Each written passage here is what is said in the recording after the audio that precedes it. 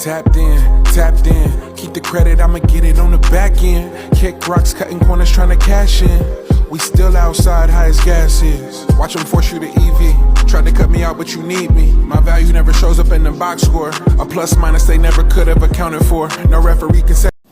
All right, you guys, this is Raw Detroit back at you with another video on today. Make sure you hit that subscription button, subscribe to the channel, click the bell, and hit the word all so that you may receive every notification that comes from the channel. And if you like the content and you like what we're providing you, make sure you smash the like button. It's free and it don't cost you a thing.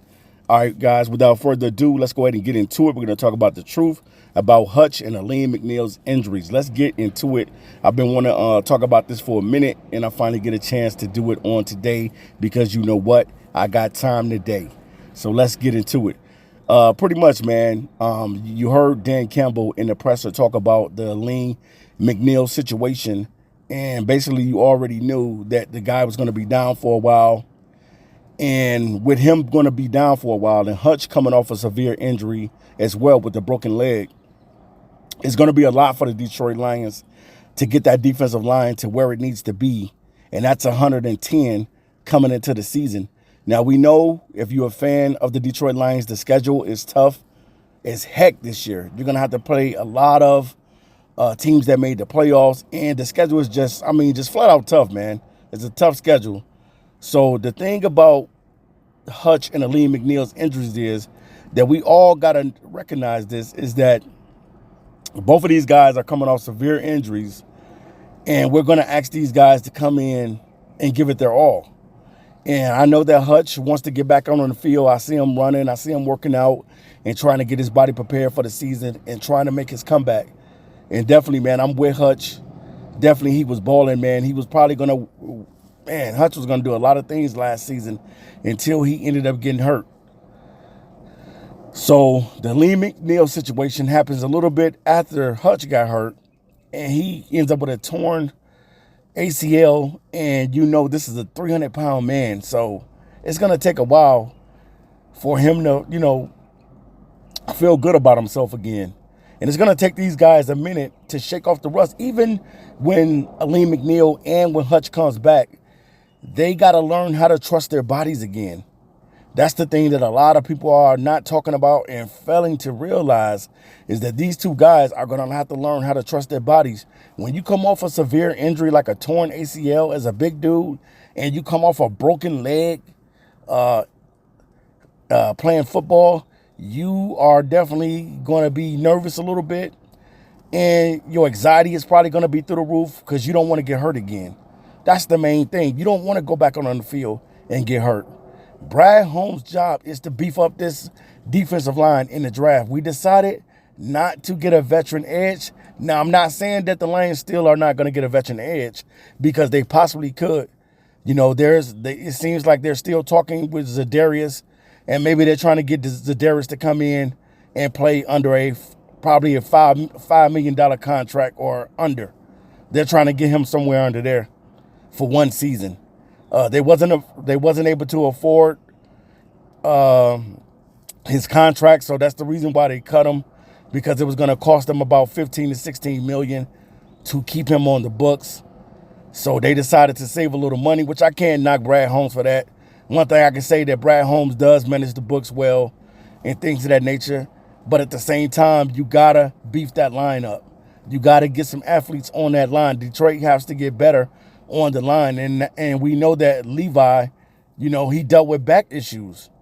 So we're asking guys to come in and give it their all on the defensive line, when you know that some of these guys just battle injuries, you know, from Josh Pascal to Levi and to Marcus Davenport, you know what I mean? Which, you know, you can't trust his history of injuries. And we're saying that pretty much we're going to give the keys back to Davenport in hopes of him being able to be that dude. But we don't know how, you know, hopefully Davenport can stay healthy a full entire season, and he doesn't be out for the whole entire season. You know, he may get banged up in a couple of the games or whatever. But this is what Brad Holmes is building everything off of, the hope of these guys not getting re-injured and the hope of these guys being able to play a full season. Like I said, guys, Alim McNeil, a 300-pound man coming off an ACL tear and Hutch coming off a broken leg, it's going to take time for these guys to shake the rust off. They're not just going to come back in dominating right away. Alim McNeil is not going to be 100% probably into the 2026 season. Now, 2025, he'll be working on his way to getting to Alim, but he's not going to fully really be back probably into 2026 at full strength. And Hutch, him coming off the injury that he's coming off, he's just gonna have to learn how to trust his body again. That's the biggest thing coming off these injuries, man. So the truth is, man, Brad Holmes is gonna have to knock out the draft. He's gonna have to do it. I don't care what defensive end he decides to draft. We got to hit on this guy. I don't care what defensive tackle he decides to draft. We're going to have to hit on that guy. I don't even care if Brad Holmes has to double down and get 2 defensive edge rushers. We know that we need an offensive lineman. We know that we need another safety. We know we need another wide receiver. And we got 7 picks. So the thing is, man, from here on out, man, Brad Holmes just has to do his homework. Hopefully he won't draft any players that have an injury-prone history. I'm not saying guys that have gotten hurt and they've been able to, nurse themselves back to health. I'm talking about guys that got an injury-prone history. Guys with broken backs and severe injuries, man, that they're coming off. And we're drafting these guys, pending on these guys to be 110.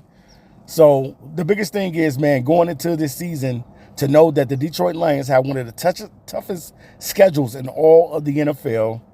And then you're coming into a season where you don't have your 2 star players on the defensive line, and Alim McNeil and Aidan Hutchinson. We know that when Aidan gets back 110, man, this dude is going to give it his all. He's a flat-out baller, flat-out dog. And I've been saying it for years that the Lions, since they drafted him, that the Lions have to build this defense around Aidan Hutchinson and Alim McNeil. You have to build the defense around these guys. So this is going to have to be the season where I know that Brad Holmes is always going with the BPA. This year may have to be a year where he not only goes for the BPA, but he goes for the needs of the team.